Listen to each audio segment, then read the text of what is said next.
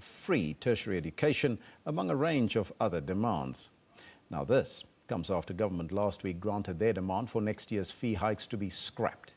Habib says a special meeting of the Wits Senate will be held today to discuss the protest and the resumption of the academic program. Wits management are calling on student leaders to be open to negotiation and allow their studies and exams to go ahead. Meanwhile, Wits University Spokesperson Shirona Patel says outstanding student demands such as outsourcing and lease agreements of residences will also be addressed at a special meeting of the Senate today. Now, for the latest update on the Wits student protest, let's now cross live to our reporter Maageketla Mohlabe, who is at the campus. He is standing by with Wits University spokesperson Shirona Patel. Very good morning to you once again there, Maageketla. Can you just give us an update and then take it away with your guest? A very good morning to you, Elvis. Of course, with me is the Wits spokesperson, Shirona Patel. She's going to tell us about other issues that are actually affecting both the university and the students. Shirona, thanks so much for your time indeed. Could you please tell us what exactly are some of the issues that are actually affecting the university and how are they going to be dealt with? So some of the issues that the student leaders and the students are putting on the table have to do with transformation. Now, we have agreed that as the higher education sector, it has been really slow in transforming in the last 2 decades. Some of the issues that the students are putting on the table is that of outsourcing. They want the university to insource all workers who are currently employed through service providers. So for example, our cleaners, we have different service providers who employ our cleaners. We pay the service providers who then pay the cleaners. And the students are saying, no, Wits University should employ every cleaner directly, every landscaper directly, and especially people who are at the lower grades.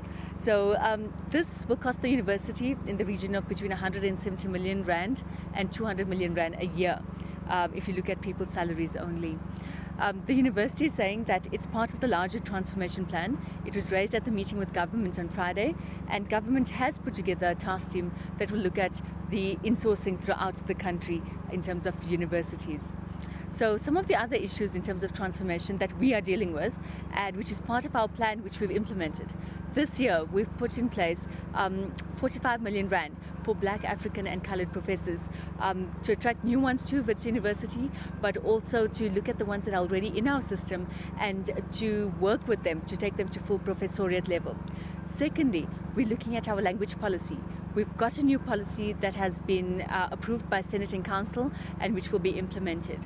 Thirdly, we are looking at the renaming of buildings, places and spaces. So we know that the students have renamed Senate House, Solomon Mahlangu House. We're saying, look, there is a process for this. We've done an audit of all our 260 buildings, our places and spaces. Let us all go and make contributions to what these names should be. The university is very open to that approach in this regard. We're looking at institutional culture, and that's something we're seriously looking at. Our transformation office is looking at the culture on campus. Are there issues of racism? Are there issues of favoritism? Where does cosmopolitanism fit in? What do we want as a South African university responsive to national transformation issues? So those are some of the issues on the table, which we have been addressing in, I'd say, the last year or so. We've got an implementation plan. We've got progress reports. They can all be found at wits.ac.za/VC if anybody wants to have a look. Now, let's talk about the meeting that's going to take place at about 11 o'clock here. What are we expecting? So the meeting is the meeting of Senate. Senate is the highest decision-making body of the university from an academic perspective. So they determine what the academic programs are. It consists of full professors, it consists of deans and the heads of schools, as well as representatives from the students. I think they have quite a large representation, around 10 to 15 people, if I'm not mistaken. We've got support staff, professional and administrative staff who are represented there, and members of council. So what Senate will deliberate on this morning, 2 things. The one would be the ongoing student protest, and secondly, when the academic program will resume and when examinations will resume. Now, we've had calls from many students, the majority, I'd say, of students who want to come back, who want lectures to resume, and who want to write their examinations. And we are overwhelmed with emails and calls from parents and students in this regard. What we are proposing, we're strongly encouraging the current student leadership to say, let us negotiate all these other issues that we don't agree with. Let's have a separate negotiation process and let that happen while the academic program and the examinations continue. We can't afford to lose a whole year for all our students. We can't afford for the examinations not to take place. And so whatever Senate decides today is what the management of the university will have to implement. So just finally, in short, are you saying that whatever decision is going to come out of that meeting, even if the protests go on, you are still going to stick to the schedule of the exams? Well, whatever the academics decide on today is what we will have to do. Management has no choice. They are bound by what Senate says in that regard. If Senate says that the academic program continues tomorrow, then so be it. Management has to make that happen. If they say exams are postponed for 2 weeks, then that's what needs to happen.